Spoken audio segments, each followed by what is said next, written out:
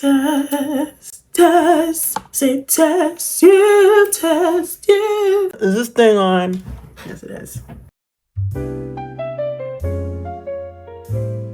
Hi, my name is Chelsea and welcome back to my channel, Just Chelsea Things.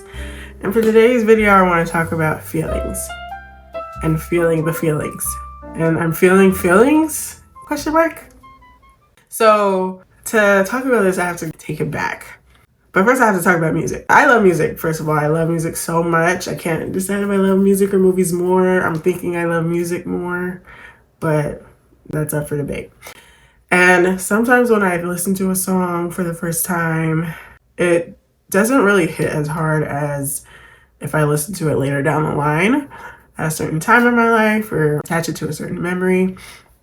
And so there's a song by this band Keane, and it is called Everyone is Changing. Everybody's Changing. It's called Everybody's Changing. And it came out in the mid-2000s, and I remember when it came out, and I liked it back then. It was cool. Time went by, and in college, I started watching Scrubs from start to finish. Scrubs is one of my favorite shows of all time. And there's an episode where JD, the main character, turns 30. Well, he's about to turn 30, and he just feels like he hasn't accomplished anything in life. And so he decides to just randomly run a half marathon or a marathon, I forgot. Or no, it was a triathlon, actually. And he gets to the end with the running part and he's dead because he didn't really train. He decided to do this on a whim and he's feeling defeated. He's like, oh my God, I'm about to turn 30 and like, what do I have to show for it?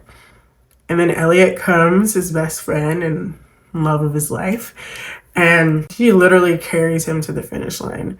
And when she is carrying him to the finish line, Everybody's Changing is playing. And that song hit then. I was still kind of young at the time, but it still hit because I could understand why that song choice is made for that moment. And then I had my own moment. Not when I turned 30, because when I turned 30, I was sick. Actually, I got sick right after I turned 30. I got very, very sick. Like flu sick. I feel like I really didn't process turning 30 because I was still postpartum and fresh off of having a baby. My head was fogged. It was not well. Going a mile a minute, and I was really not focused on turning 30 per se. I was really just focusing on celebrating turning 30. And then I turned 30, and then life goes on. 30 was a big chunk of 30 was a big chunk of the first year of my second son's life. And so I'm in survival mode, okay? And then my next birthday comes around, 31. And the things start hitting me. First of all, I'm no longer 30, like at a big age that I didn't know what to expect from, but I felt like I didn't do much. And B, like, where am I going in life? What am I doing? Like, what's going on? I remember spending 30 just at home, watching Halloween Town with my family and eating pizza. And I'm not saying that was bad. I enjoyed it. But it was a little scary and jarring because last year I was so focused on having this big dinner party for saying goodbye to my 20s, and then 31 hits and I'm just like, let me stay home and watch one of my favorite Disney Channel movies of all time.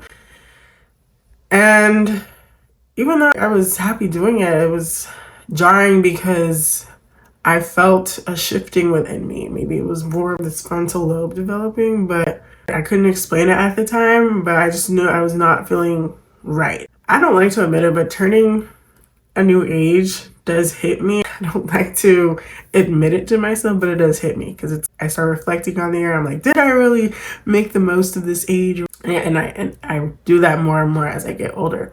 But the day after my birthday, I got word that my sister was going to live in Seattle with my aunt for a year. And she lives near me, and we hadn't been separated before like that. I already had separation with my brother when he went to the Air Force, and that was hard. And now here's my other sibling going away, and I was just feeling like, wow, look at her going to live her life. What am I doing? And after I got off the phone with her, because I called her, I was like, are you gonna go live in Seattle for a year? And she was like, yeah, I'm gonna be leaving pretty soon, like next month. And I was happy for her, I really was. But after I got off the phone with her, I just remember turning on Everybody's Changing. Like that song automatically popped in my head for some reason. And I put on my headphones and turned it on loud, laid down on the bed and started bawling. I was like, what am I doing with my life? What is going on? Why am I feeling everything? And to me, the meaning of that song is everyone around me is changing. It felt like at the time, everyone around me was changing and doing great things. And here I was, not in that same wavelength, not feeling like everyone else. I felt like what I perceived everyone was how everyone was feeling around me. And I just felt lost and left behind. And like I wasted year 30 of my life doing what? What was I doing? I can't even tell you what I was doing. It was all a blur. And it's like, wow, am I going to continue to live my life like this? Or am I going to do something about it and change it? And I think a little bit prior to that, I had started making little changes because I was starting to feel it towards the end of the summer. I was feeling like I felt like I was a loser because I wasn't doing anything with my life. That's what it felt like. Never mind, I'm a working mom too and a wife. But I wasn't doing anything fulfilling. And I was really trying to find my thing. Like, what is my thing? So I started making little changes. I started doing a gratitude journal. I started taking walks outside every day for 30 minutes and just started to truly take care of myself, which is something I don't think I had ever done in my entire life. But that day, it just really hit me like, what have I been doing? I've been wasting time. Everyone around me, I feel like, is flourishing, and I'm just here. I don't feel the same. And I was bawling and crying, and that day sticks out to me in my head because that was the day I knew, like, I can't go back. I can't keep doing the same things. I have to do something different to move forward and improve myself if I don't want to feel like I'm stuck or I'm not going anywhere. I don't want to end my 30s feeling like I have nothing to show for it because my 20s were rough, okay? They were lots of growing pains and learning as I go and unfortunately bumping my head and learning, and I didn't want that to be my 30s, but I just couldn't figure out what I needed to do, how I needed to go about doing it. Is this thing still on? So I knew I had to stick with what I was doing at the time, which was taking the walks and doing the gratitude journal. The gratitude journal was really helping. Taking my vitamins, taking care of myself, actually doing my skincare every day instead of when I felt like it. And just learning how to be a me, because I didn't know how to be a Chelsea. Still don't fully know today, but I am getting there. I am more comfortable with my skin now than I was back then. Anyways, so fast forward to the end of last year, the end of 2025. Rough period. The year started out pretty good. And then I won't even say the latter half of the year. I would say from August to December, it was a struggle. And namely because of my job. My job was really weighing me down at the time. There was a lot going on. I'm not going to get into details, but it was really weighing me down to the point where I was not taking care of myself at all. I was having scary thoughts, not thoughts that were like super scary, but scary thoughts that were gateways to scarier thoughts. And that's all I'm going to say about that. I was not eating well. I was not sleeping well. My skin was breaking out. I was gaining weight and my blood pressure was not doing well. It was not a good period. But if you know me, you know that I am a functioning person even when I'm not doing well. I can still do what I need to do. I can do the essentials and still feel crushed on the inside. So thank the Lord. We went to Thailand for my 15th wedding anniversary in November, at the end of November. And thank the Lord for that because that really was a reset for me. That really was like a breather that I needed. Not only was it great being in another country for the first time, well, overseas at least in another country, being with my husband for 2 weeks, getting a break from work and the kids and just being me, it just allowed me a reset to scale it back and think about what I want not just the rest of my 2025 to look like, but I really started thinking about what did I want 2026 to look like? How was I going to move forward from this? Because I knew the path I was heading down at that time was not healthy. I was not in a good place. And it was going to lead to self-destruction in different ways. So I got back I remember the day I had to log back into work, I was like, right before I logged in, I was crying. I did not want to log in. I was hurt. But I knew something better was coming for me, and I just had to keep moving forward.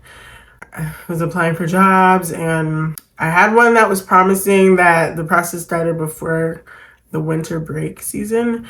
But then, like literally 5 days into January, I got rejected for it. And I was devastated because I thought it was in the bag. I thought I had it. I thought, wow, Lord, this was going to be so clutch. I would come back from Christmas break and be leaving. But there were other plans, and I just felt the Lord saying to me in that moment, like, I need you to be able to find happiness despite bad things going on in your life. And he was right. During that time, I was fasting, or I was about to start a fast with my church. It was a 21-day fast. And I have done the Daniel fast in the past, but this time I decided to fast from mind distractions. So, of course, social media, I liked fasting from that, but also streaming shows, watching YouTube, also like sodas and fun drinks. I drank nothing but water during that time, and hot tea. I ate relatively healthy. I'm not saying I was perfect, but I definitely watched the junk food. I didn't really go towards that. I didn't have any dessert, any of that. And it was very renewing. I only listened to Christian music and listened to Christian podcasts during that 21-day period. And it was very restorative, and it really helped lay a foundation for habits that I'm still keeping to this day in March of 2025, which is the time I'm recording this video. And what I have learned in this short period of time, and I'm not done learning, okay, this is only the beginning, is that joy can be found in everyday life. I did start doing a gratitude journal again, and I've read my Bible every day in some capacity. I've had prayer time every day in some capacity. I have been more conscious of taking note of things that I am grateful for throughout the day as well. Not just, the things I write down in the journal, but just stopping in an awesome moment and thanking God for it. And allowing myself to feel. Like when I got rejected for that job at the beginning of the year, I knew I couldn't move past it without moving through it. I had to feel the sadness in order to move past it, because normally I would just like, it's okay, life goes on, I'll be okay. But this time I knew I had to let myself be sad so that I can move on. Otherwise, it just builds up and I never really get over it. And guess what? I found peace within the Lord, and I got over and I got through it. Am I still in my job? Yes, but I am learning to thank God for the good days, thank God for getting me through the bad days, and find joy outside of work, whatever that may be, in healthy ways. And then another thing that I've been learning to do, other than feeling the negative feelings, is also allowing myself to feel happy. Something I've noticed about myself in these last few months is that it's very hard for me to allow myself to feel happy. And it was a striking revelation to me. You would think it's easy to feel happy, right? If something good happens, of course, smile, be happy. But for me, being happy holds so much weight, and it weighs on me because I think, oh, I know it's not going to last long. Like, I'm waiting for the other shoe to drop. I know it's not going to last long, so let me not be fully happy. Let me just nip it in the bud so that I can start preparing myself for the bad that's going to inevitably come. And guess what? Happiness does not last forever. I know that. But so does sadness. Sadness does not last forever either. But what you can do, what I've learned, is just be in that moment and just let yourself feel so that you don't rob yourself of feeling that. There are people wishing out there that they could feel happy. There are also people out there wishing that they could allow themselves to be sad. And it is a blessing to feel all of those things and be able to work past them with the help of the Lord and move forward in life. It's necessary. And so now, here lately, and this is literally within the past couple weeks, anytime I feel a hint of happiness or joy or just a happy moment, I allow myself to fully embrace it so I don't miss out, to get the fullness of that moment, because it's beautiful, it's happiness. If I go outside and the sun is shining, it's a beautiful day, I'm just overjoyed and I let myself feel that way. And there's always this voice in the back of my mind like, why are you so happy? Like, it's just a nice day outside. But it's like, hello? Life is too short not to be happy about those moments, not to feel joy from those moments. If my kid says something cute, I'm gonna let myself be happy about it. If I log into work and I don't have a million things to do, or if I log into work and I see a million things to do and the Lord helps me get it done, I'm gonna be happy about it because the Lord got me through. And it's okay to feel joy about it. Yes, it's not going to last long. It is short-lived. But that's okay. That's life. Life is ebbs and flows. It's ups and downs. It's peaks and valleys. Why not relish in the peaks and feel the valleys so you can get back to the peaks? Why not? So that was a very long-winded way to say, let yourself feel today. Let yourself feel happy. Let yourself feel sad. And, I'll work on even feeling scared or anxious, like working through that. But for now, I'm gonna just work through the simple feelings of happy, sad, and mad. So I can move through that. Then I'll go to the other outer things on the feelings wheel. So feel joy today. Allow yourself to feel joy today. Allow yourself to feel sadness today. Whatever the case may be. But just know God's got you. You're in God's hands. Thank you for watching. I hope you have a great rest of your day, week, wherever you are at in your day or week. And keep coming back. I'm going to keep posting a video, at least one video a week, till I get the hang of this.